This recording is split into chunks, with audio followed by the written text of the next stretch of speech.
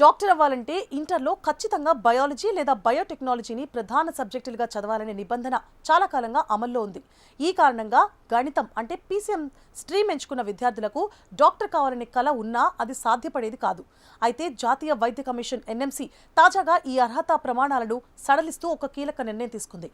ఈ మార్పు వల్ల దేశవ్యాప్తంగా లక్షలాది మంది విద్యార్థులకు పెద్ద ఊరట లభించింది.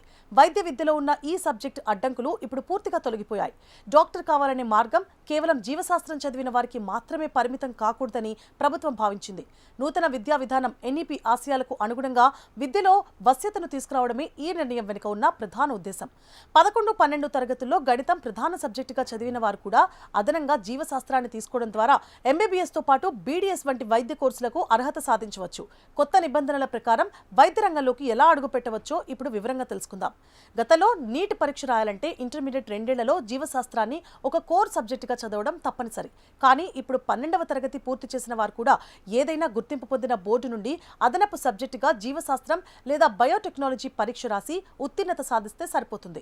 ఈ వెసులుబాటు వల్ల విద్యార్థులు తమ కెరీర్ మార్గాన్ని ఎప్పుడైనా మార్చుకునే అవకాశం కలిగింది. ఒక విద్యార్థి 12వ తరగతిని భౌతిక శాస్త్రం, రసాయన శాస్త్రం, గణితం సబ్జెక్టులతో పూర్తి చేసిన తర్వాత అదనంగా బయాలజీ చదివితే వారు నీట్ యూజీ పరీక్షకు హాజరు కావడానికి పూర్తిగా అర్హులవుతారు. ఈ పరీక్షలో విజయం సాధించిన వారు భారతదేశంలోని ప్రముఖ వైద్య కళాశాలల్లో లేదా విదేశాల్లో వైద్య విద్యను అభ్యసించే అవకాశం పొందుతారు. ఇది 10వ తరగతి తర్వాత భవిష్యత్తు గురించి గందరగోళంలో ఉన్న విద్యార్థులకు ఒక వరం లాంటిది. తరచుగా సమాచారం లేకపోవడం వల్ల చాలా మంది ఇంజనీరింగ్ దిశగా వెళ్తారు.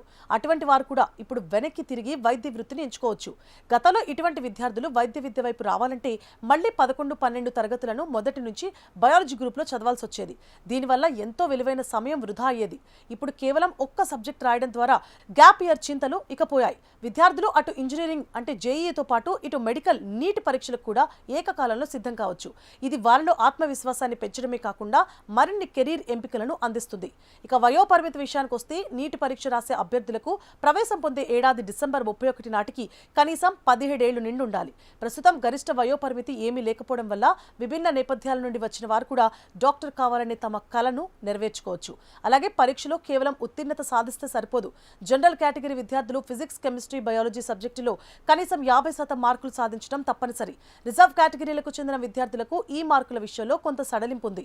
ఇక ఓబీసీ, ఎస్సీ, ఎస్టీ వర్గాల వారు ఈ సబ్జెక్టులో 40% మార్కులు పొందితే సరిపోతుంది. అలాగే వికలాంగుల వర్గానికి ఈ పరిమితి 45%గా ఉంది. అదనపు సబ్జెక్టుగా తీసుకున్న జీవశాస్త్రం మార్కులను కూడా అర్హత గణనలో కలుపుతారు. ఈ సమగ్ర మార్పులు వైద్య విద్యను మరింత మందికి అందుబాటులోకి తీసుకురావడమే కాకుండా ప్రతిభ ఉన్న విద్యార్థులకు సమాన అవకాశాలను కల్పిస్తున్నాయి.